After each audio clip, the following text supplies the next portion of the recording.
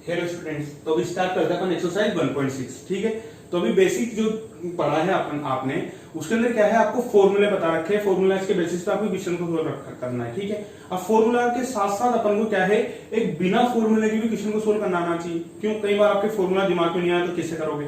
तो उन दोनों चीजों को ही मैं यहाँ पे समझाऊंगा कि कैसे कर सकते हैं। ठीक है, तो कैसे करना है, जैसे यहाँ क्वेश्चन है फर्स्ट, क्वेश्चन नंबर फर्स्ट में क्या बोला आपके 64 rise to the power of 1/2, इसकी वैल्यू आपको फाइंड करके बतानी है। ठीक है, अब आपके दिमाग में आ रहा होगा सर क्या कर रहे हैं इसमें 1/2। देखो सिंपल सा मेथड है, अगर आप उसको समझना चाहो तो कैसे, कि आपके जो भी नंबर दे दे, दो मेथड है, दोनों में बताता हूं। ठीक है, कि आपको जो नंबर दे दिया जाए उसके जितने फैक्टर हो रहे हैं उतने कर लो। जैसे यहाँ पे दे रखा 64, ठीक है ना। पहले तो मैं एक बार सिंपल मेथड बताता हूँ, बिल्कुल आप जो छोटे बच्चे करते हैं उस टाइप से। 64 है, इसके सिंपल सारे फैक्टर्स कर लो, कितने हो रहे हैं, जैसे 2, 32, फिर 2, 16, 2, 8 टाइम, 2, 4 टाइम, 2, 2। ठीक है, हो गया कंप्लीट। यानी कि 2 कितने जाएगा, 1 2 3 4 5 6। ठीक है, अब इतना थोड़ी लिखोगे, इसको ऐसे लिखोगे 2 rise to the power of 6 into 1/2, है ना, ये हुआ। अब देखो, अब आपके फॉर्मूला क्या था, फॉर्मूला मैंने लिखवाया था a rise to the power of m, है ना, और बाहर की अगर पावर है इसको आप क्या लिख सकते हो 1/n, है ना। अब मैं तो इसको जरा इसको भी भूल जाओ थोड़ी देर के लिए। आप तो सोचो मल्टीप्लाई हो रहे दोनों में दोनों, अब इनको मल्टीप्लाई करोगे क्या लिखोगे, m/n, तो लिख दो ना यहाँ पे, कितना हो जाएगा 2 rise to the power of 6/2, है ना। न्याय समझ में, देखो अंदर 6 से सेम ये पोजीशन आ रही है ना, इन दोनों को आपस में मल्टीप्लाई करते हैं। क्यों, m इस टाइप का कोई क्वेश्चन था उसको आप कैसे कर रहे थे, m n ही तो लिख देते ना, तो वही तो कर रहे हैं अपन, कुछ थोड़ी कर रहे हैं। 1/n की फॉर्म में, इसका मतलब क्या, m/n हो गया। इस फॉर्मूले को आपने इधर की जगह से इधर से सोल्व कर लिया, है ना। यानी कि इसको आप कैसे लिखते हो, 2 rise to the power of 6/2, वो कितना हो गया 2 rise to the power of 3। जब 2 की पावर 3 होती है तो कितना होता है, उसकी वैल्यू 8 होती है ना। फर्स्ट मेथड तो ये हो गया। अब सेकंड मेथड देखना, 6 मेथड को करते हैं, दोनों मेथड करते हैं। अब 64 है, वो किसका है, जो स्क्वायर होता है, किसका स्क्वायर होता है, 8 का स्क्वायर होता है। यानी कि 8 को आपने लिख दिया स्क्वायर इनटू 1/2। जो नंबर बाहर होता है वो आपस में मल्टीप्लाई हो सकते हैं, यानी कि 8 इंटू 2/2, ये हो गया भैया, ये 8। दोनों मेथड से आप लोग कर सकते हो, जो भी आपको समझ में अच्छे से आता है ना। इसके बाद है 2 rise to the power of 1/5 है। अब इस टाइप के क्वेश्चन आप डायरेक्ट कर नहीं सकते, तो वही सिंपल मेथड, 32 है, 32 को वापस से 2 से ये 16 टाइम, वही 62, यहाँ पे 64 था ना, वही 64 वाला पैटर्न लग रहा है।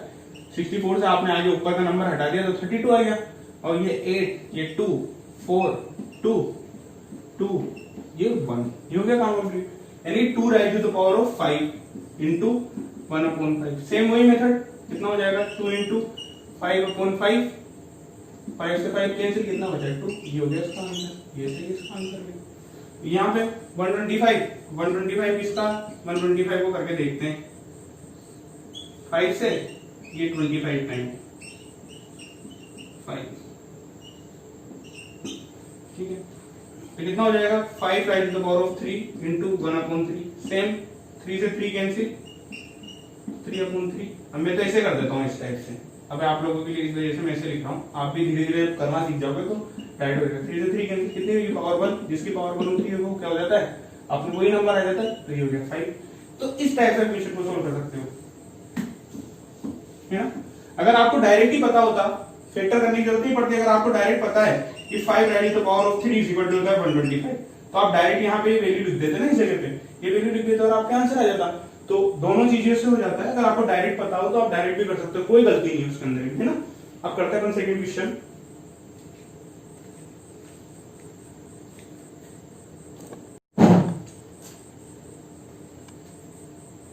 क्वेश्चन नंबर सेकंड भी सेम उसी पैटर्न से करेंगे अपन लोग, जो अपन लास्ट क्वेश्चन किया है, फर्स्ट क्वेश्चन। देखो अब कैसे करेंगे, कोई नंबर दे रखा है वही 9, उसकी पावर दे रखा है 3/2। क्या करना है, 9 के फैक्टर्स कर दो, ये तो आपको पता ही होगा 3 स्क्वायर होता है। अब क्या लिखा हुआ है 3/2, ये लिखा हुआ है ना, मैंने क्या बोला, मल्टीप्लाई कर दिया करो तुम। तो कितना हो गया 2 6/2 कितना टाइम 3 टाइम, ये कितना हो गया 3 rise to the power of 3, इसका मतलब कितना होता है ये 27, इसका आंसर हो गया। ठीक है, चलो इससे समझ में आया। उसको देखो 32 के आपने फैक्टर करे तो कितना आएगा 2 rise to the power of 5 आएगा ना, अभी लास्ट क्वेश्चन में किया आपने। अब इधर हो गया 2/5, वही 5 से इधर कैंसिल कर दो तो कितना हो जाएगा 2 ब्रैकेट के बाहर आ गया पावर 2, इसका मतलब कितना हो गया 4, ये इसका आंसर हो गया है ना। नहीं आया तो फिर देखो 16 कितना होता है 2 rise to the power of 4 into 3/4, वही वापस से मल्टीप्लाई, 4 से 4 कैंसिल हो जाएंगे। मल्टीप्लाई का मतलब जैसे आपने लिखा 2 rise to the power of 4 into 3/4, इसका मतलब मल्टीप्लाई का मतलब आप ऐसे तो लिखोगे ना इसको, 4 से 4 या डायरेक्ट कैंसिल हो रहा था, क्या बचा 2 rise to the power of 3, इसका मतलब आंसर कितना है 8, ये हो गया। बिल्कुल इजी क्वेश्चन है। तो अब आपके क्वेश्चन नंबर 3, लास्ट क्वेश्चन है आपकी एक्सरसाइज का। अब देखो इसके अंदर क्या आपको सिंपलीफाई करना है, आंसर नहीं लाना, सिर्फ आपको इसको पावर्स में एक्सपोनेंट की फॉर्म में ही बताना है, शो करना है कैसे। इसमें मैं आपके साइड में यहाँ पे फॉर्मूला लिखूंगा, किस फॉर्मूले के बेसिस पे ये क्वेश्चन सोल्व हो रहा है। अब देखो एक फॉर्मूला है आपके पास a rise to the power of m into a rise to the power of n, इसको आप क्या लिखते थे m n, ठीक है, ये फॉर्मूला लिखते थे आप लोग, ये क्वेश्चन नंबर फर्स्ट के लिए फॉर्मूला है ना। तो वही सेम पैटर्न पे इस क्वेश्चन को सोल्व करेंगे कैसे।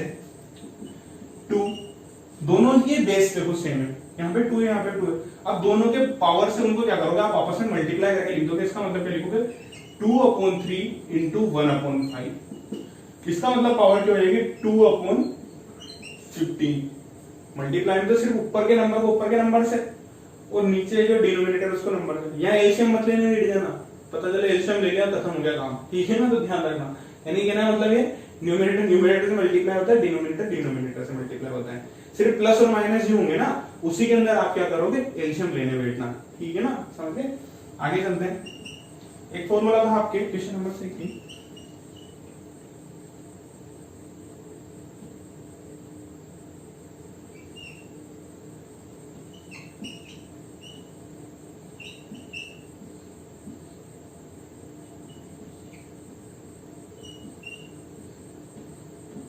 ठीक है, एक फॉर्मूला था आपके ये फॉर्मूला था, ठीक है, और दूसरा एक और इसी के साथ में एक चीज और मर्ज करना चाहूंगा, और कि कोई भी नंबर है 1 उसकी पावर अगर n होती है तो उसका मतलब भी होता है वो पावर 1 की कितनी पावर होगा, आंसर तो 1 ही आएगा, तो यहाँ पे ही हो जाता है, ठीक है।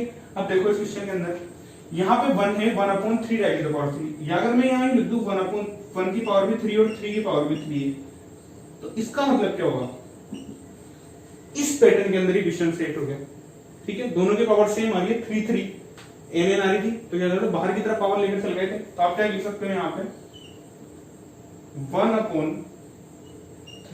पावर कितनी होगी 3, और यहाँ बाहर कितना है 7, पावर जब ब्रैकेट के बाहर होती है अंदर बाहर होती है तो क्या करते हो आपस में मल्टीप्लाई, कौन सा फॉर्मूला लगेगा यहाँ पे साथ के साथ कि a की power m into rise n, तो क्या करते हो आप mn लिख देते हो ना, तो पावर क्या होती है मल्टीप्लाई, इस ब्रैकेट के बाहर वाली पावर है, ठीक है, तो क्या करोगे आप इनको मल्टीप्लाई कर लोगे आपस में, कितना हो जाएगा 1/3 इंटू 21, ये आंसर, ठीक है।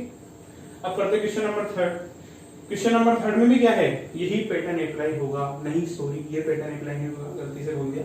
इसके अंदर देखो a rise to the power of n upon a rise to the power of n, m, तो क्या लिखते हो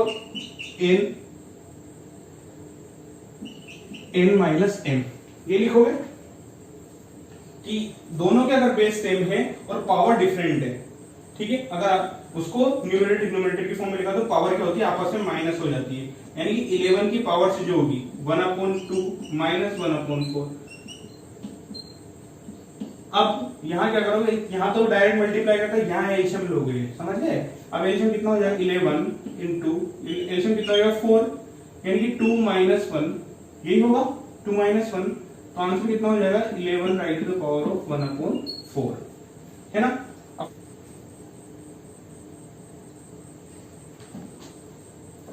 अब करते हैं अपन क्वेश्चन नंबर 4। क्वेश्चन नंबर 4 में क्या है, इसमें ये फॉर्मूला यहाँ पे बता देता हूं मैं आपको। फोर्थ क्वेश्चन में कौन सा फॉर्मूला लगा हुआ है आपके a rise to the power of n, ठीक है, और b raise to the power of n, तो क्या कर देते हो आप, ए बी की पावर भी क्या हो जाती है आपके n, ठीक है। तो सेम वही, यहाँ दोनों नंबर अलग अलग है तो क्या कर दोगे, और पावर क्या है दोनों की सेम, तो क्या करोगे 7 into 8 right to the power of 1/2। 7 into 8 कितना होता है 56, 56 right to the power of 1/2, ठीक है। तो यहाँ पे मैंने क्वेश्चन किए, इसके जस्ट साइड में आपके फॉर्मूलाज लिख दिए, किस फॉर्मूले के बेसिस पे क्वेश्चन हो रहा है ना। तो ये हो गया आपका चैप्टर 1 जो है आपका पूरा कंप्लीट हो गया। इस चैप्टर को मैंने बहुत स्लोली पढ़ाया है, आप लोग क्या है इसको अच्छे से समझना। अगर आपको एक बार समझ में नहीं आता है, कुछ दिक्कत होती है तो आप मेरे से पूछ सकते हो, आपको नंबर उसके अंदर है आपके जो है, तो जो भी प्रॉब्लम हो आप मेरे से पूछ सकते हो, किसी भी टाइम में कोई भी दिक्कत हो आप मेरे से बात कर सकते हो, ओके। और अब अपन स्टार्ट करेंगे chapter number 2। Thank you very much.